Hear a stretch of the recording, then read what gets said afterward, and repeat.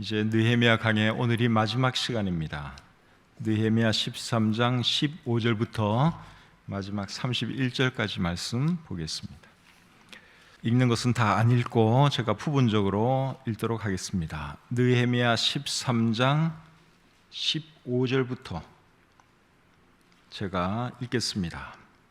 그때에 내가 본즉 유다에서 어떤 사람이 안식일에 술틀을 밟고 곡식단을 나귀에 실어 운반하며 포도주와 포도와 무화과와 여러 가지 짐을 지고 안식일에 예루살렘에 들어와서 음식물을 팔기로 그날에 내가 경계하였고 또 두로 사람이 예루살렘에 살며 물고기와 각양 물건을 가져다가 안식일에 예루살렘에서도 유다 자손에게 팔기로 내가 유다의 모든 귀인들을 꾸짖어 그들에게 이르기를 너희가 어찌 이 악을 행하여 안식일을 범하느냐 너희 조상들이 이같이 행하지 아니하였느냐 그래서 우리 하나님이 이 모든 재앙을 우리와 이 성읍에 내리신 것이 아니냐 그럼에도 불구하고 너희가 안식일을 범하여 진노가 이스라엘에게 더욱 심하게 임하도록 하는도다 하고 건너뛰어서 23절로 가겠습니다. 23절 그때에 내가 또 본즉 유다 사람이 아스돗과 암몬과 모압 여인을 맞아 아내로 삼았는데 그들의 자녀가 아스돗 방언을 절반쯤은 하여도 유다 방언은 못하니 그 하는 말이 각 족속의 방언이므로 내가 그들을 책망하고 저주하며 그들 중 몇 사람을 때리고 그들의 머리털을 뽑고 이르되 너희는 너희 딸들을 그들의 아들들에게 주지 말고 너희 아들들이나 너희를 위하여 그들의 딸을 데려오지 아니하겠다고 하나님을 가리켜 맹세하라 하고 또 이르기를 옛적에 이스라엘 왕 솔로몬이 이 일로 범죄하지 아니하였느냐 그는 많은 나라 중에 비길 왕이 없이 하나님의 사랑을 입은 자라 하나님이 그를 왕으로 삼아 온 이스라엘을 다스리게 하셨으나 이방 여인이 그를 범죄하게 하였나니 너희가 이방 여인을 아내로 맞아 이 모든 큰 악을 행하여 우리 하나님께 범죄하는 것을 우리가 어찌 용납하겠느냐. 아멘. 말씀을 위해서 잠시 기도하겠습니다. 하나님 아버지, 귀한 수요 예배를 우리에게 허락해 주시고 이 시간 이곳에 모여서 우리 하나님을 예배할 수 있으니 참 감사합니다. 또 현장에 나오지는 못했지만 가정에서 우리와 함께하고 있는 분들도 계십니다. 하나님 동일한 은혜를 베풀어 주시고 우리 모두에게 참 하나님 사랑하는 마음과 또 예배에 집중하는 마음 갖게 하셔서 이 한 시간 온전히 하나님께 제대로 예배 드릴 수 있도록 도와주시옵소서. 또 지금까지 느헤미야 말씀을 통해서 우리에게 큰 은혜 끼쳐 주신 것 감사합니다. 오늘 느헤미야 강의 마지막 시간인데 오늘 이 말씀을 통해서도 귀한 것 배우게 도와주시고 또 배운 대로 살아가는 저희들 모두가 되게 해 주시옵소서. 우리가 함께 드린 기도 제목들이 있습니다. 하나님, 우리가 드린 그 기도 참 들어주시고 응답해 주셔서 아픈 분들이 나음을 받게 하시고 또 우리 교회가 부흥하고 성서침례교회들이 부흥하고 또 우리 신학교가 더 잘 되어 가시도록 도와주시옵소서. 또 우리 나라에 더 미래가 있게 하시고 참 훌륭한 지도자들이 세워져서 이 나라가 바른 길로 잘 또 성장해 나갈 수 있도록 도와주시옵소서. 부족한 종이 하나님 말씀 전할 때 함께 해주시고 오늘 이 시간을 통해서도 하나님만이 영광 받으시고 우리 모두에게 큰 은혜가 넘치는 복된 시간 되도록 인도해 주시옵소서. 모든 것 감사드리며 예수님의 이름으로 기도드립니다. 아멘. 자리에 앉겠습니다. 오늘은 느헤미야 13장 15절부터 31절까지의 말씀을 본문으로 해서 느헤미야를 통해 배우는 지도력, 이런 제목으로 함께 교훈받기를 원합니다. 오늘 읽은 이 본문 말씀은 유다 총독 느헤미야가 바사의 아닥사스다 왕에게 다녀온 후에 유다의 잘못을 보고 그 잘못을 바로잡는 그런 내용입니다. 바사 왕에게 갔다가 유다로 돌아와서 보니까 어떤 일이 있었는가 하면 도비야가 성전의 방 하나를 차지하고 성전에서 살고 있었습니다. 느헤미야 13장 6절 7절 말씀을 한번 보겠습니다. 그때는 내가 예루살렘에 있지 아니하였느니라. 바벨론 왕 아닥사스다 32년에 내가 왕에게 나아갔다가 며칠 후에 왕에게 말미를 청하고 예루살렘에 이르러서야 엘리야십이 도비야를 위하여 하나님의 전뜰에 방을 만든 악한 일을 안지라. 아닥사스다 왕에게 갔다가 다시 유다로 돌아와서 보니 제사장이 도비야에게 성전 방 하나를 내어주고 도비야가 그 성전 방에서 살고 있는 것을 느헤미야가 발견했습니다. 있을 수 없는 일이죠.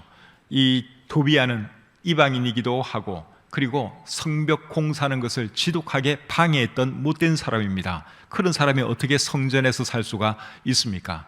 그래서 느헤미야가 돌아와서는 이 사람을 내쫓아 버렸죠. 그리고 또 어떤 일이 있었는가 하면 오늘 읽은 이 본문에 보시면 유다 사람들이 안식일을 안 지키고 있었습니다. 그리고 이방 여자들과 결혼해서 살고 있는 그런 사람들도 있었습니다. 그 전에 유다 사람들은 안식일을 잘 지키고 이방 사람들과는 결혼하지 않겠다고 하나님께 언약을 세웠습니다. 그런데 그런 것을 전혀 실천하지 않았던 것이죠. 느헤미야 10장 30절 31절 한번 보겠습니다. 느헤미야 10장 30절 31절 우리의 딸들을 이 땅 백성에게 주지 아니하고 우리의 아들들을 위하여 그들의 딸들을 데려오지 아니하며 혹시 이 땅 백성이 안식일에 물품이나 온갖 곡물을 가져다가 팔려고 할지라도 우리가 안식일이나 성일에는 그들에게 사지 않겠고. 자, 여기 보시면 유다 사람들이 하나님께 어떤 언약을 세웠는가 하면 우리가 이방 사람들과 결혼하지 않겠습니다. 그리고 안식일 철저하게 잘 지키겠습니다. 이방 사람들이 우리에게 물건 팔러 와도 우리가 안식일에는 사지 않겠습니다. 그렇게 하나님께 언약을 했습니다. 그런데 느헤미야가 바사에 가 있는 동안에 바사 왕을 만나러 간 사이에 그들은 자기들이 한 언약 다 잊어버리고 이방 사람들과 결혼도 하고 안식일도 지키지 않는 그런 삶을 살고 있었습니다. 그래서 느헤미야가 어떻게 합니까? 이제 바로 잡지요. 그 내용이 오늘 읽은 이 본문의 내용입니다. 근데 이 본문의 내용을 읽어보면 느헤미야가 참 훌륭한 지도자인 것을 우리가 발견할 수 있습니다. 그래서 오늘은 특별히 이 본문의 내용을 살펴보면서 느헤미야의 지도력에 초점을 맞추어서 함께 생각해 보기를 원합니다. 그럼 먼저 유다 사람들이 안식일을 안 지키는 그 내용부터 보겠습니다. 본문 15절을 보겠습니다. 15절 그때에 내가 본즉 유다에서 어떤 사람이 안식일에 술틀을 밟고 곡식단을 나귀에 실어 운반하며 포도주와 포도와 무화과와 여러 가지 짐을 지고 안식일에 예루살렘에 들어와서 음식물을 팔기로 그날에 내가 경계하였고. 자, 이 말씀을 보니까 어떤 유다 사람들이 안식일에 일을 하고 장사를 하고 그러고 있었습니다. 원래 안식일에는 장사를 해도 안 되고 일을 해도 안 됩니다. 그런데 어떤 유다 사람들이 안식일에 일을 하는 거예요. 포도주 술틀을 밟고 또 곡식을 막 옮기기도 하고 이런 일을 하고 있은 겁니다. 그리고 또 이렇게 물건을 사고 파는 이런 일도 하고 다 안식일을 범하는 행동들입니다. 그것을 보고 느헤미야가 어떻게 했느냐? 15절 끝에 보니까 그날에 내가 경계하였고 그렇게 말씀을 하고 있죠. 경계하였다는 말은 경고했다 그 말이죠. 그러면 안 된다, 그러지 마시오, 이렇게 경고했다 그 말입니다. 그 다음에 16절 17절 보겠습니다. 또 투로 사람이 예루살렘에 살며 물고기와 각양 물건을 가져다가 안식일에 예루살렘에서도 유다 자손에게 팔기로 내가 유다의 모든 귀인들을 꾸짖어 그들에게 이르기를 너희가 어찌 이 악을 행하여 안식일을 범하느냐. 또 이번에는 어떤 말씀을 하고 있습니까? 투로 사람들이 생선과 여러 가지 물건을 가져와서 유다 사람들에게 팔고 있었습니다. 그리고 유다 사람들은 이제 그런 것을 또 사고, 안식일에 그런 거 사고 팔고 그러면 안 되는 것인데 유다 사람들이 이제 그렇게 했다 이거죠. 그래서 느헤미야가 어떻게 했는가 하면 17절에 보니까 꾸짖었다고 말씀하고 있습니다. 뭐라고 하면서 꾸짖었느냐? 18절에 기록이 되어 있습니다. 18절을 보겠습니다. 너희 조상들이 이같이 행하지 아니하였느냐? 그래서 우리 하나님이 이 모든 재앙을 우리와 이 성읍에 내리신 것이 아니냐. 그럼에도 불구하고 너희가 안식일을 범하여 진노가 이스라엘에게 더욱 심하게 임하도록 하는도다. 자, 뭐라고 책망을 했습니까? 우리 조상들이 하나님 제대로 안 섬기고 안식일도 제대로 안 섬기고 그래서 결국 우리가 망했었는데 너희가 또다시 그렇게 하면 어떻게 하느냐? 어떻게 그런 일을 할 수가 있느냐? 그러면서 호되게 책망을 했습니다. 그 다음에 19절 보겠습니다. 안식일 전 예루살렘 성문이 어두워갈 때에 내가 성문을 닫고 안식일이 지나기 전에는 열지 말라 하고 나를 따르는 종자 며칠 성문마다 세워 안식일에는 아무 짐도 들어오지 못하게 하였으므로. 자, 꾸짖고 책망하고 그러고 나서는 뭘 했습니까? 사람들이 안식일을 어기지 못하도록 필요한 조치를 취했습니다. 어떤 조치를 취했는가 하면 일단 출입을 못하도록 안식일에는 그 성에 왔다 갔다 다니지를 못하도록 성문을 닫아버렸어요. 그러면 이제 외부 사람들이 안 들어올 테니까 그럼 뭐 물건 사고 팔고 하는 일이 어려워지죠. 그래서 성문을 일단 닫은 거예요. 안식일 그 기간 중에 안식일은 금요일 저녁 해질 때부터 그 다음날 토요일 저녁 해질 때까지입니다. 그러니까 한 24시간을 성문을 닫는 것이죠. 그러면 장사하는 사람들이 출입을 못하니까 사람들이 아무래도 조금 안식일을 더 지키려고 노력을 하겠죠. 그래서 성문을 닫았습니다. 그리고는 느헤미야의 종자들은 부하들을 말하는 것이죠.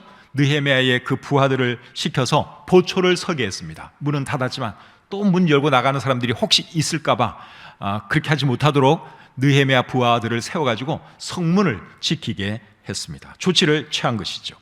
그 다음으로 또 어떤 조치를 취했는지 20절 21절을 보겠습니다. 장사꾼들과 각양 물건 파는 자들이 한두 번 예루살렘 성 밖에서 자므로 내가 그들에게 경계하여 이르기를 너희가 어찌하여 성 밑에서 자느냐 다시 이같이 하면 내가 잡으리라 하였더니 그 후부터는 안식일에 그들이 다시 오지 아니하였느니라. 자, 이번에는 어떻게 했습니까? 장사하려는 이방 사람들이 성 밖에서 자지 못하도록 금지시켰습니다. 그러니까 성문을 닫아버리니까 이제 이방 사람들이 물건 팔러 왔다가 들어가지는 못하고 물건을 팔지는 못하고 이제 밖에서 자는 거죠. 또 다음날 또 문 열리자마자 들어가려고. 그래서 그렇게 하지 못하도록 야단을 쳐서 그냥 가게 했다. 여기에 그렇게 말씀을 하고 있습니다.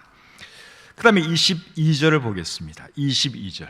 내가 또 레위 사람들에게 몸을 정결하게 하고 와서 성문을 지켜서 안식일을 거룩하게 하라 하였느니라. 자, 이번에는 레위 사람들로 하여금 성문을 지키게 했습니다. 19절에서는 느헤미야의 부하들로 하여금 성문을 지키게 했는데 이번에는 레위 사람들로 하여금 성문을 지키게 했습니다. 안식일날 출입하지 않도록 그렇게 하는 사람들이 없도록 레위 사람들을 시켜서 이제 성문을 지키게 한 것이죠. 그래서 이런 이제 조치를 취했습니다. 그래서 느헤미야가 안식일을 지키지 않는 유다 사람들을 보고 어떤 일을 했는가 하면 크게 세 가지 일을 했습니다. 첫째는 경고했습니다. 경계했고요.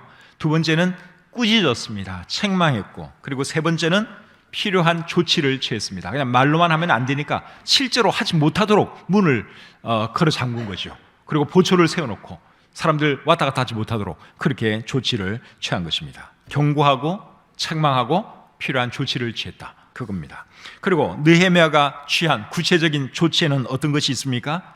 첫째는 성문을 닫았고, 그리고 성 주변에서 이방 사람들이 차지 못하도록, 잊지 못하도록 그렇게 했고, 그리고 세 번째는 레위 사람들을 세워서 성문을 지키게 했습니다. 이제 이렇게 해서 강제로라도 안식일을 제대로 지키게 만든 것이죠. 이런 모습을 보니까 느헤미야가 일 처리를 참 잘하는 것 같지 않습니까? 안식일을 안 지키니까 안식일을 지키도록 해야 되는데, 그래서 하는 것이 야단도 쳤다가, 그리고 실제로 성문도 닫고 출입하지 못하도록 보초도 세우고, 밖에 장사하려는 이방 사람들이 있으면 쫓아내고, 이제 이런 조치를 취한 것이죠. 그래서 이 느헤미야가 참 지도력 있는 사람이다 하는 것입니다. 그리고 느헤미야가 이렇게 일을 열심히 하는 그 이유는 뭐냐? 그건 22절 하반절에 기록이 되어 있습니다. 22절 하반절 보겠습니다. 내 하나님이여, 나를 위하여 이 일도 기억하시옵고 주의 크신 은혜대로 나를 아끼시옵소서. 느헤미야가 총독으로서 참 열심히 일을 했는데 왜 이렇게 열심히 했느냐? 출세하기 위해서나 사람들에게 인정받는 지도자가 되려고 그렇게 한 것이 아니라 하나님께 은혜 입기를 원해서 그가 이렇게 총독으로서 열심히 일을 한 것입니다. 그래서 우리도 무슨 일을 할 때는 세상적인 동기나 목적으로 일할 것이 아니라 하나님의 은혜 입는 것을 목표로 일해야 할 줄 믿습니다. 직업이 뭐냐? 그거는 중요한 거 아니에요. 뭐 장사일 수도 있고 공무원일 수도 있고 뭐 고위직 높은 정치인일 수도 있고 직업이 뭔가 그건 중요한 건 아니고요. 우리의 목적이 뭔가 그게 참 중요한데 내 자신의 무엇을 위해서 일하면 안 되고 느헤미야처럼 하나님께 은혜 있기를 원하는 마음으로 그런 마음으로 우리가 일해야 할 줄 믿습니다. 그것이 오늘 이 느헤미야를 통해서 우리가 배워야 하는 점입니다. 두 번째로 유다 사람들이 이방 여자들과 결혼한 내용을 보겠습니다. 23절, 24절 제가 읽겠습니다. 그때에 내가 또 본즉 유다 사람이 아스돗과 암몬과 모압 여인을 맞아 아내로 삼았는데 그들의 자녀가 아스돗 방언을 절반쯤은 하여도 유다 방언은 못하니 그 하는 말이 각 족속의 방언이므로. 느헤미야가 바사 왕에게 갔다가 돌아와서 보니 유다 사람들이 이방 여자들과 결혼해서 아이까지 낳고 살아가고 있었습니다. 그런데 그 아이들이 유다 말을 하지 못하고 그 엄마들이 하는 이방 사람들의 말을 하고 있었다는 것입니다. 아이들이 여러분 유다 말을 못하면, 여기서 말하는 유다 말은 히브리어를 말하는 것이죠. 유다 사람이 히브리어, 유다 말을 못하면 어떻게 되겠습니까? 결국 엄마가 쓰는 이방 말을 계속 하다가 결국은 엄마의 영향을 받아서 우상 숭배하는 사람이 되겠지요. 근데 그걸 이제 본 거예요. 어떻게 아이들이 유다 말을 못하는 거예요. 아빠는 유다 사람, 엄마는 이방 사람, 이렇게 사이에서 애가 낳는데 애가 유다 말을 못하는 거예요. 얼마나 기가 막힙니까? 저렇게 크면 저 아이는 틀림없이 하나님 안 섬길 텐데, 우상 숭배하는 삶을 살아갈 텐데, 그 생각이 드는 거지요. 이런 이유 때문에 하나님은 유다 사람들이 이방 사람들과는 결혼하지 말라고 말씀을 하셨죠. 신명기 7장 3절 4절 보겠습니다. 신명기 7장 3절 4절입니다. 또 그들과 혼인하지도 말지니 내 딸을 그들의 아들에게 주지 말 것이요 그들의 딸도 내 며느리로 삼지 말 것은 그가 내 아들을 유혹하여 그가 여호와를 떠나고 다른 신들을 섬기게 하므로 여호와께서 너희에게 진노하사 갑자기 너희를 멸하실 것이며. 4절에 보니까 그가 내 아들을 유혹하여 그가 여호와를 떠나고 다른 신들을 섬기게 하므로. 그러니까 여러분 이 여자가 미치는 영향이 대단한 겁니다. 그래서 여러분 유대인들은 이 사람이 유대인이냐 아니냐를 뭘 보고 판단하는가 하면 그 어머니가 유대인이냐 아니냐 그걸 보고 판단을 해요. 옛날에는 그랬습니다. 지금은 또 약간 이게 달라졌어요. 근데 한때는 이제 이 유대인들이 막 흩어져 살다 보니 막 피도 섞이고 그러잖아요. 그럴 경우에는 어머니가 유대인이냐 아니냐 그걸 보고서 판단을 했습니다. 그래서 디모데 같은 경우에는 어머니는 유대인이고 아버지가 이방인이었죠. 이제 이런 경우에는 디모데는 유대인으로 인정을 받는 겁니다. 근데 왜 그런 방식을 택하는가 하면 아기들은 엄마의 영향을 더 많이 받거든요. 그래서 모세 같은 경우에도 바로 궁에서 자랐지만 그 어머니가 어린 모세를 키우다 보니까 모세를 히브리 사람으로 키운 것이죠. 그래서 여자의 영향력, 어머니의 영향력, 아내의 영향력은 대단히 큰 겁니다. 그래서 이제 어쨌든 오늘 이 본문에서는 이방인들과 결혼한 유다 사람들의 그 자녀가 유다 말을 하지 않고 어머니가 쓰는 그 이방 말을 하고 있었다 하는 것이죠. 그래서 느헤미야가 어떻게 했을까요? 책망하죠. 자, 25절 말씀 보겠습니다. 25절.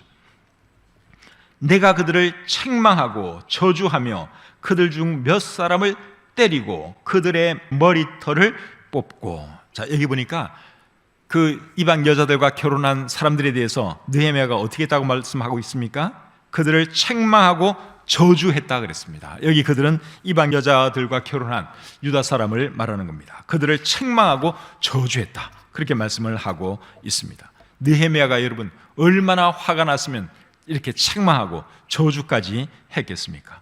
그리고 그 다음에 보면 그들 중 몇 사람을 때리고 그들의 머리털을 뽑았다, 그렇게 말씀을 하고 있습니다. 책망하고 저주하는 것 가지고도 성이 안 찼는지 느헤미야가 때렸습니다. 직접 때렸는지 아니면 다른 사람들로 하여금 곤장을 치게 했는지 때렸고, 그리고 머리털도 뽑았다고 말씀하고 있습니다. 화가 대단히 난 거죠? 근데 이제 이런 거 보면 그래도 그건 좀 너무했다 이렇게 생각할 수도 있지만, 잘못한 것에 대해서는 여러분 엄하게 다스릴 필요가 있습니다. 예수님도 성전에 들어갔다가 장사하는 것을 보고 상을 둘러엎고 채찍을 만들어 가지고 가축들 다 몰아내고 그렇게 했잖아요. 그리고 어떤 사람들을 향해서는 독사의 자식들아, 이런 험한 말씀까지도 하셨습니다. 독사의 자식들, 개자식이나 독사의 자식이나 비슷한 말인데 얼마나 심한 말을 하신 겁니까?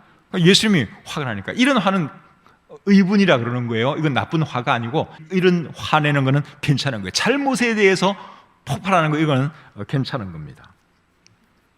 그래서 지도자는 잘못에 대해서는 강하게 책망할 줄 알아야 한다 하는 것입니다. 잘못에 대해서 책망할 줄을 모르는 사람은 절대로 좋은 지도자가 될 수 없습니다. 책망의 중요성에 대해서는 제가 언제 배웠느냐? 군에서 배웠습니다. 제가 군에 떡하니까, 군에는 여러 고참들이 많잖아요. 저는 쫄병이고 고참들이 많이 있잖아요. 고참들 중에는 되게 무서운 고참도 있고요, 막 쫄병들 그냥 엄청 참 때리고 기합 주고 하는 이런 무서운 고참이 있는가 하면, 또 진짜 좋은 고참도 있어요. 진짜 좋은, 정말 순하디 순한 어린 양과 같은 그런 또 고참도 있어요. 그런데 제가 유심히 관찰을 해서, 저는 군생활 3년 하면서 인생을 다 봤어요.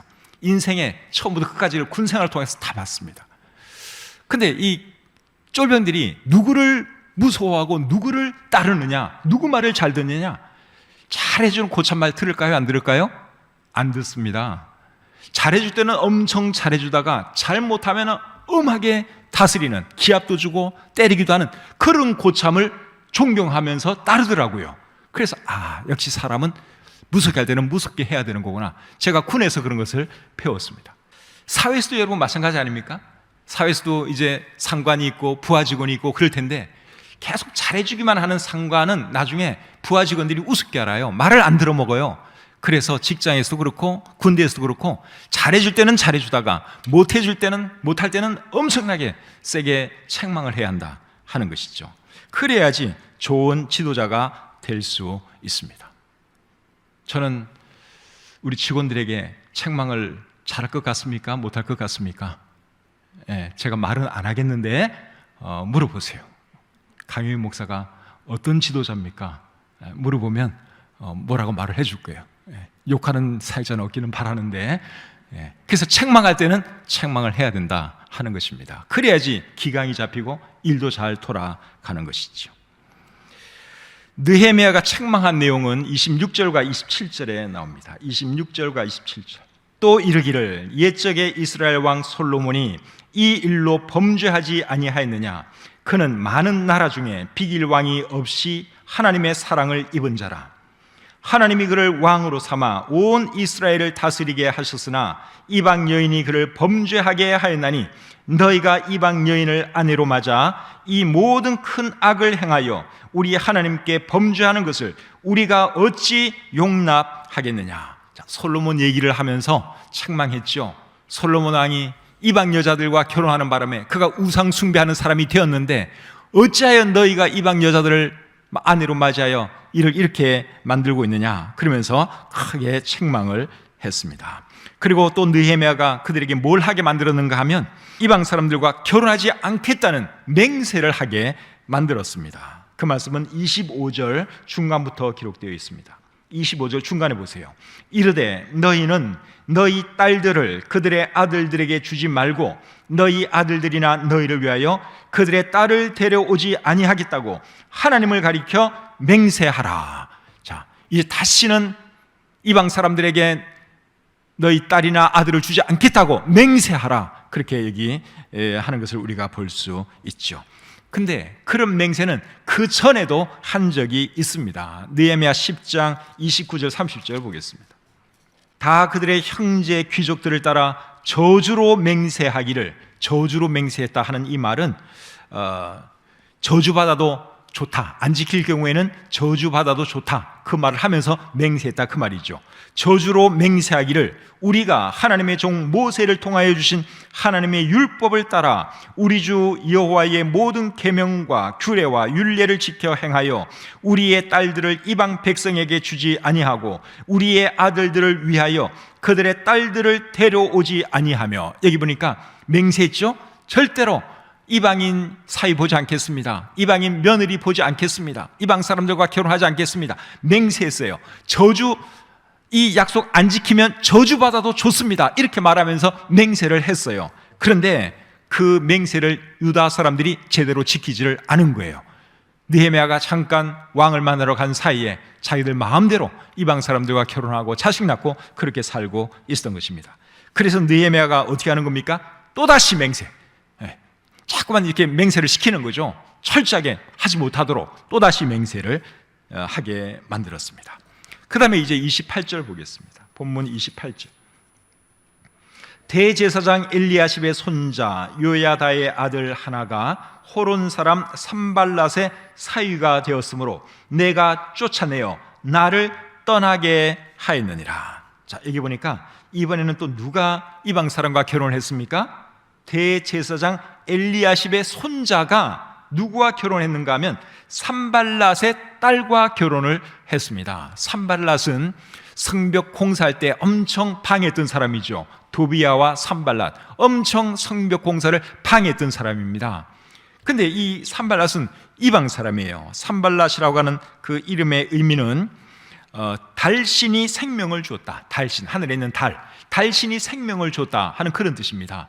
그리고 산발랏이라고 하는 이름 자체가 바벨론 이름입니다. 그래서 이 산발랏은 이방 사람이에요. 근데 이 산발랏의 딸과 누가 결혼했는가 하면 대제사장 엘리야십의 손자가 결혼을 한 것입니다. 대제사장의 손자 같으면 그 사람도 제사장이죠. 제사장이 여러분 이방 여자하고 결혼하면 되겠습니까? 안 되겠습니까? 일반 사람도 결혼하면 안 되는데 제사장이 이방 여자와 결혼하면 더더욱 안 되는 것이죠. 그런데 이 대제사장 엘리야십의 손자 제사장이 이방 여자, 그것도 산발랏의 딸과 결혼을 했다 이거예요. 그래서 느헤미야가 어떻게 했다고 했습니까? 쫓아냈다고 말씀을 하고 있죠. 쫓아냈다는 말은 제사장의 지위를 박탈했다 그 말입니다. 그리고 나를 떠나겠다 그렇게 말한 거 보니까 그 전까지는 이 느헤미야가 가까이 두고 이렇게 일을 했던 것 같아요. 근데 그냥 나를 떠나게 만들었다, 제사장이 뭐고 다 이렇게 쫓아냈다 그 말이죠. 제사장의 지위를 박탈했다 그 말입니다. 29절에 보시면 내 하나님이여 그들이 제사장의 직분을 더럽히고 제사장의 직분과 레위 사람에 대한 언약을 어겼사오니 그들을 기억하옵소서. 그러니까 제사장 직분을 제대로 못했기 때문에 내가 쫓아냅니다 그 말이죠. 그러니까 느헤미야는 대제사장의 손자라고 해서 뭐 봐주고 그런 사람이 아니었다는 것입니다. 그래서 느헤미야가 훌륭한 지도자라는 거예요. 일을 아주 공정하게 처리하잖아요. 좋은 지도자가 되려면 그래야죠. 뭐 사람 봐주고 그러면 좋은 지도자가 될 수 없습니다.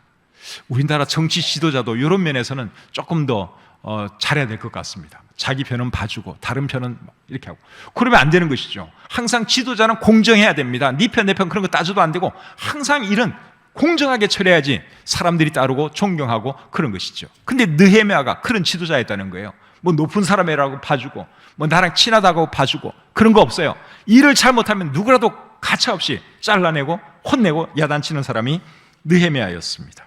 그러고 나서는 또 어떤 일을 했는가 하면 제사장들과 레위 사람들로 하여금 이방 사람의 부정한 것으로부터 정결하게 해서 그들의 일을 계속하게 했습니다. 그 말씀은 30절에 나와 있습니다. 내가 이와 같이 그들에게 이방 사람을 떠나게 하여 그들을 깨끗하게 하고 또 제사장과 레위 사람의 반열을 세워 각각 자기의 일을 맡게 하고, 그래서 지금 제사장들 중에도 이렇게 이방 사람과 결혼한 사람도 있고 일을 제대로 하지 않는 그런 사람들도 많이 있었던 것 같아요. 그래서 이제 다시 잘 정비를 해서 제사장들에게 일을 제대로 맡겼다 그 말씀이 30절 말씀의 내용입니다.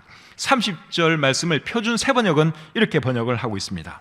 나는 제사장들과 레위 사람들에게 묻은 이방 사람의 부정을 모두 씻게 한 뒤에 임무를 맡겨 저마다 맡은 일을 하게 하였다. 그러니까 이방 사람들 때문에 이렇게 부정해진 것, 이런 것들을 다 정결케 하고 난 뒤에 다시 각자의 일을 맡겼다, 그 말입니다.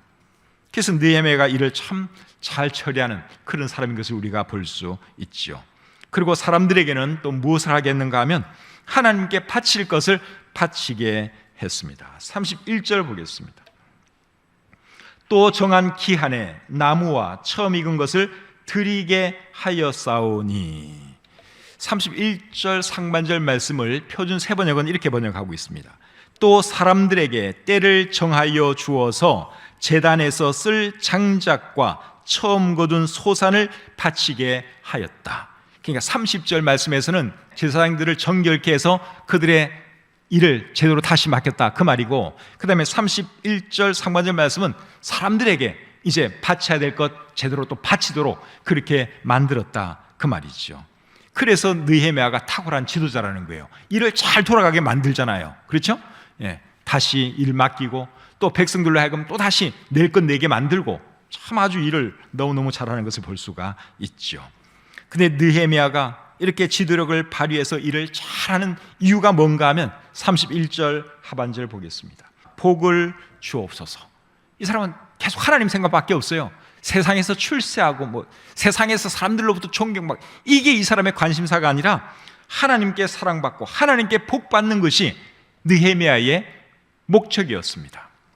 그래서 우리도 일을 할 때는 이런 마음으로 일을 해야 하는 것이죠. 세상에서 돈 많이 벌고 세상에서 높은 사람 되고 의시되고, 그게 목적이 되어서는 안 되고, 어떻게 하면 내가 하나님께 사랑받는 사람이 될 수 있을까? 어떻게 하면 하나님께서 나를 복 주실까? 나를 어여삐 봐주실까? 늘 그것을 생각하면서 우리가 무슨 일이라도 해야 하는 것이죠. 직장 생활을 할 때도 그런 생각을 해야 되고, 무슨 일이든지 교회뿐만 아니라 세상에서 직업을 가지고 살아갈 때도 그 의식을 가지고 우리가 살아야 할 줄 믿습니다. 오늘은 느헤미야의 지도력에 대해서 함께 생각을 해 보았습니다. 느헤미야가 참 훌륭한 지도자였죠. 이런 말씀들을 보니까 제가 볼 때 정말 느헤미야는 훌륭한 지도자예요. 탁월한 지도자였습니다. 얼마나 지도력이 좋은지 모릅니다. 근데 오늘날에도 여러분, 지도력은 대단히 중요한 겁니다. 우리나라가 잘 되려면 우리나라의 지도자가 좋아야 됩니다. 회사가 잘 되려면 회사 사장님의 지도력이 뛰어나야 되는 것이고, 교회가 잘 되려면 교회의 지도자가 잘해야 되는 것이죠. 가정도 마찬가지고 모든 조직, 단체 다 마찬가지입니다. 지도력에 의해서 모든 것이 다 결정되는 거예요. 우리 친구회가 있고 구역이 있는데 잘 되는 구역, 안 되는 구역, 잘 되는 친구회, 잘 안 되는 구역 많이 있잖아요. 그게 무엇에 의해서 다 결정되는 줄 아십니까? 지도력에 의해서 결정되는 거예요. 지도력. 지도자가 누구인가? 지도자가 어떻게 일을 하냐에 따라서 그 단체가 잘 되기도 하고 안 되기도 하고 그런 겁니다. 그래서 모든 것은 지도력에 달려있다, 달려있다, 이렇게 말해도 전혀 틀린 말이 아닙니다. 그래서 우리가 세상적으로 큰 지도자 위치에 있는 것은 아니지만, 그래도 여러분, 사람은 두 사람만 있어도 한 사람은 지도자가 되어야 합니다. 가정에도 누군가는 지도자 역할을 해야 하는 것이고, 여러분 직장에서도 누군가는 지도자 역할을 해야 하는 것이고, 여러분 부서에서도 지도자 역할을 누군가는 해야 하는 것입니다. 그래서 여러분이 어쩌면 그 한 사람일 수 있어요. 저도 우리 교회에서는 지도자에 해당되는 것이죠. 그래서 우리가 느헤미야의 지도력을 우리가 오늘 보았으니까 잘 배워서 정말 좋은 지도자가 되어서 하나님께 영광 돌리고, 또 우리가 참 속해 있는 그 조직, 단체를 잘 이끌 수 있는 저와 여러분들 모두가 되시기를 우리 주님의 이름으로 축복합니다.